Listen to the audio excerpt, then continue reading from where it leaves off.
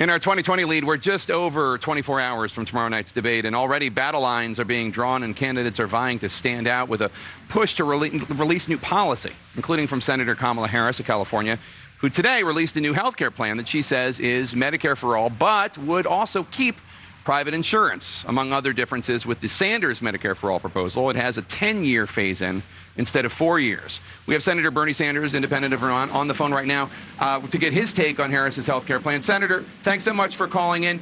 She says, her plan addresses voter concerns about the transition process by taking 10 years instead of 4. What's your response to that, sir? Well, first of all, I like Kamala. She is a friend of mine, but her plan is not Medicare for all. What Medicare for all understands is that health care is a human right, and that the function of a sane health care system is not to make sure that insurance companies and drug companies make tens of billions of dollars in profit. The function of Medicare for all is to guarantee health care to all people as soon as possible. What we do, Jake, and people criticize me for taking too long to do it, we do it over a 4-year period. And that is that on the first year, we make Medicare eligibility from 65 down to 55. Then we go to 45. Then we go to 35. Then we cover everybody. What we also do, importantly, is we expand Medicare coverage for seniors to include dental care, hearing aids, and eyeglasses, something that does not exist now. Furthermore, what we guarantee, which is not the case in the present system, is that every American have freedom of choice with regard to the doctor or the hospital they want to go to. So, in the midst of a major health care crisis where over 80 million people have no health insurance or are underinsured today, 30,000 people are dying today, 500,000 people a year go bankrupt because of their medical bills, we think that 4 years is as long as it should be, not 10 years. And that's one of the reasons I disagree with Senator Harris. So she would argue that her plan addresses the concerns of Americans who are worried about banning private insurance.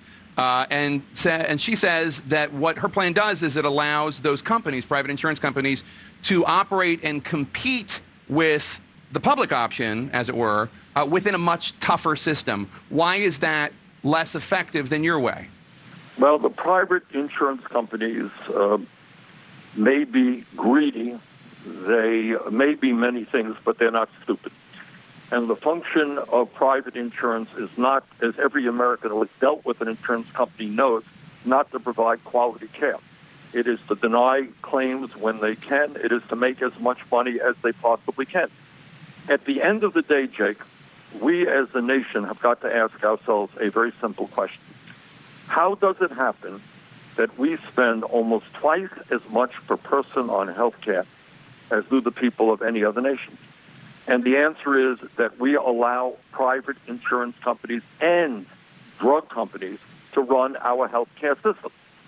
Under Medicare for All, we finally say that insurance companies and drug companies will not run our health care system, and that we're going to run a cost-effective system by eliminating the incredible profiteering that we're seeing from the insurance companies and the drug companies, the exorbitant salaries. For example, you're in Detroit.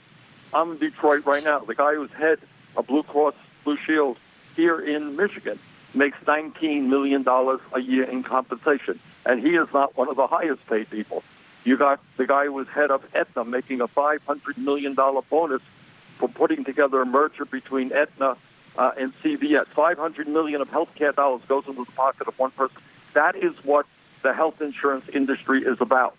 And the reason we spend so much more than any other country is that those countries have understood that, and we have got to move in that direction. Senator Bernie Sanders, thanks so much for calling in. We appreciate it. I look forward to seeing you on the debate stage tomorrow night. Thank you, Jake.